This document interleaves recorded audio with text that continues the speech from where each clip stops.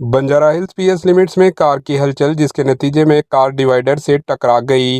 रियासती दारुल हुकूमत हैदराबाद के बंजारा हिल्स पीएस लिमिट्स में एक कार ने हलचल मचा दी। आज सुबह तकरीबन 6 बजे एक तेज़ रफ्तार कार अपना तवज़ुन खो बैठी और डिवाइडर से टकराते हुए लाइट पुल पर जा रुकी।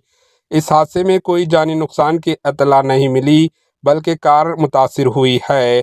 पुलिस ने मुकाम वाक़या पर पहुंचकर केस दर्ज करते हुए तहकीकात शुरू कर दी। ड्राइवर फरारी में बताया गया। Bureau report, HN news.